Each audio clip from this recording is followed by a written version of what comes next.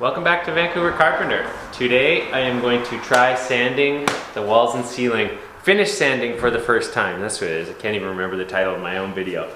Yeah, today is the first day finish sanding with the Festool. So I have had not the best results trying to do rough sanding with this, and I think my main problem is I've had the suction on way too high because I've been using the suction to help relieve the strain on the body holding this thing up. But I think what happens when you have the suction really high, it pulls it so hard into the wall or ceiling that if you use soft muds like I do, which is, you know, lightweight all-purpose or finish mud, the uneven, like this sanding head isn't 100% flat, and so those little ridges dig right in. So today I'm going to try it with less suction, and I also have the best, most forgiving space I could be doing this in. It's a garage. It's going to get painted with flat paint, so if I make any little boo-boos, we're really not going to see them anyways. So let's see how long it takes me to sand with this thing. I don't know. It should be pretty quick. Let me check my settings. Yeah, 5, so I'm almost full speed. My vacuum is set to pretty low. There's a setting right here. So that's ceiling, so you can see the little arrow pointing up to the roof, and walls. So that's more suction and less suction. So it's pretty low. This would get really heavy on ceilings if I did it for a long time today, but I don't have much to do. Anyways, let's get started.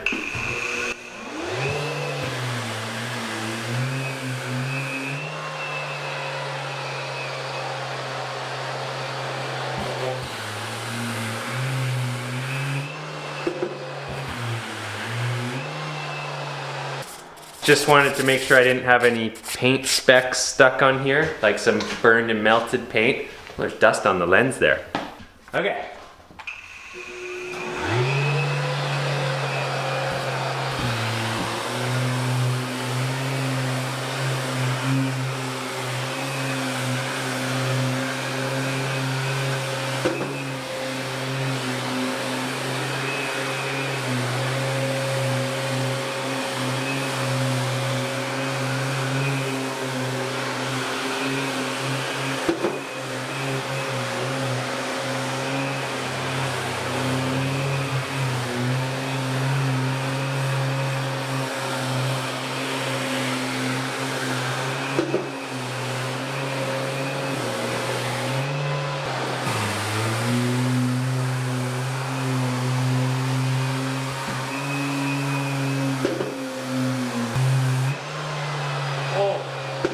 Shoulder, already not happy.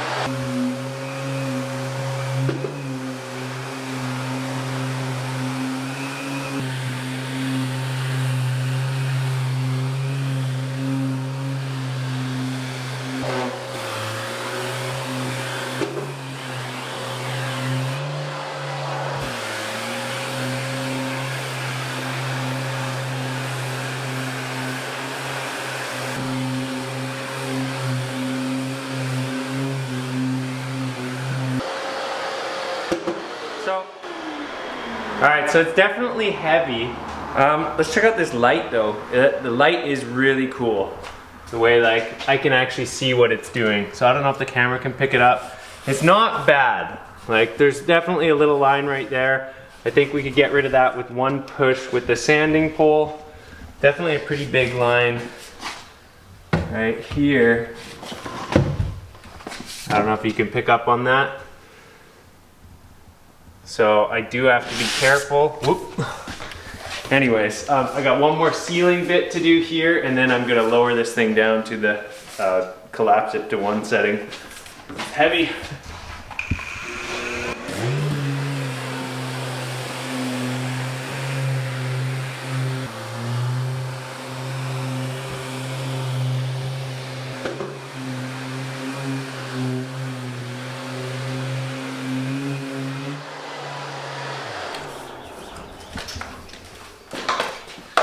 This will be a nice relief.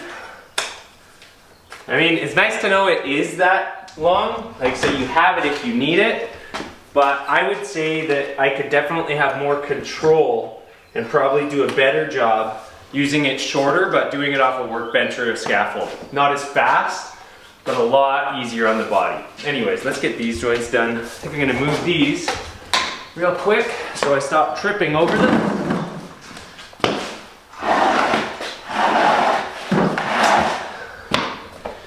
Here, how to pull your groin. Move it with only your leg.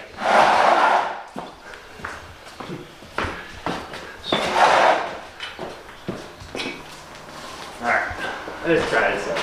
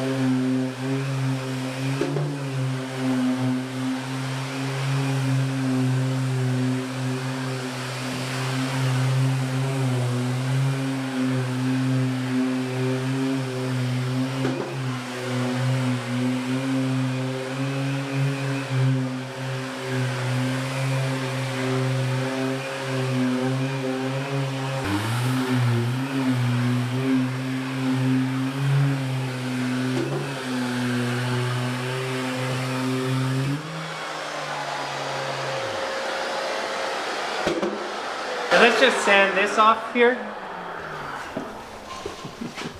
So, what do I have to say about this so far? I mean, like, it's gonna be hard to see, but there's definitely like grooves everywhere. Missed a little bit here. So I think that on the screws, it's awesome because it just blasts up and down, no effort. I mean, screws don't take a lot of effort to sand anyways, but this is easier.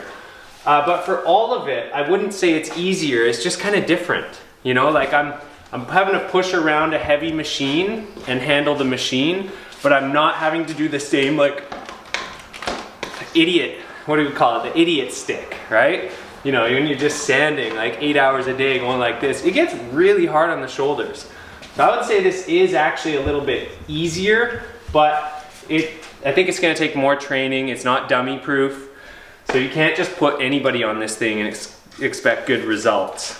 I'm moderately happy with it so far, but I do need to go over this one more time with a pole sander. Now, before we start being too hard on the machine, I know I was talking to Brian from Drywall Nation.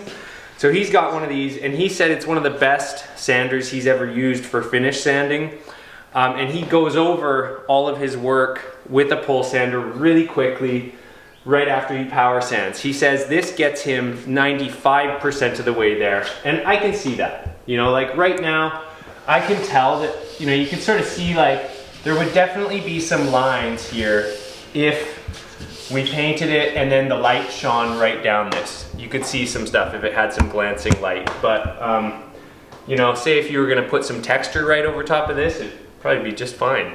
But for smooth wall, I think needs a little more work. So I'm gonna get, we're gonna set up the iPhone on the tripod and I'll sand this stuff out with the pole sander and the sponge, and then we'll see how it looks.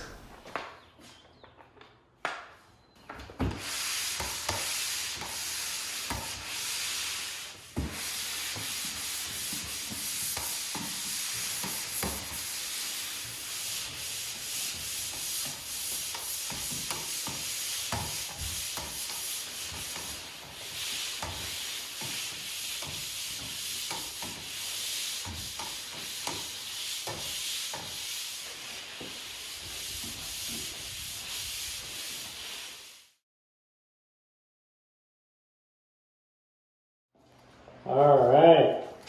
Well, at a certain point, if you're doing drywall finishing, you're just not gonna get away from the dust. So, you know, yeah, definitely still got dusty today when I had to do the detail sanding. I would say I had to do a little bit more detail sanding than usual, but overall, you know, I've spent a lot less time in the dust today than I normally would if I'm sanding drywall all by hand. Okay, so what do I really think, you guys? So I think I'm actually gonna start using this for my finish sands. So definitely on a job where it's just joints, you know, like a standard drywall job, I actually didn't find it much work to go over it again with the pole sander. And I think the pole sander that you use is gonna be a little bit specific here. So let me show you what I used. So I specifically used this Black Widow sander. So this is like a flexible sponge on here. It's really light and it never scratches, like ever. If you wanna do an immaculate level 5 finish, sand it with this. You won't scratch it. The only downside to these is they don't sand quickly. So if you actually have to burn it down a fair bit, it can take a while to actually get everything down to fully sanded. So that's where I guess having the power sander comes in so handy. Now I don't know if I would like fully trust using the Festool yet on like a fully skimmed out ceiling, but definitely on my standard drywall joints, I found that using that and then following it up with this, pushing really hard, took out any of the machine lines that were left and left a really good finish pretty quickly with nowhere near as much dust as usual. So yeah, I wish I had a link for these. All I can say is go to Trimtex or go to some drywall sites like All Wall, CSR. There's a lot of places you could go to get this sort of stuff. But yeah, the Trimtex Black Widow sander, even if you're not following the Festool with it, this is a wicked sander. I'm not making anything. This isn't any paid commission. This is just a good tool that I think you should get. You know what? I hope you guys are doing well. That's it for sanding drywall, doing my finish coat with the Festool. More to come on that in the future as I get better with it and get more experience. Anyways, yeah, that's all I have to say. It's been a good day. I'm just about done, just gotta clean up and then I'm out of here. I can go home and do whatever else it is I got to do with my day. Probably something to do with either my kids or videos or both. Anyways, that's more than you guys need to know. You were just here to watch the Festool in action. Or were you? I don't know what you're here for. And if you're still here, I really don't know what you're here for. Maybe it's because you haven't subscribed yet. You can do that. It's not gonna hurt you. I won't get mad. And don't forget to feather that like button the same way you're supposed to feather that edge. Why am I still talking? Why are you still watching? This is getting awkward. Time to go. Have a good one.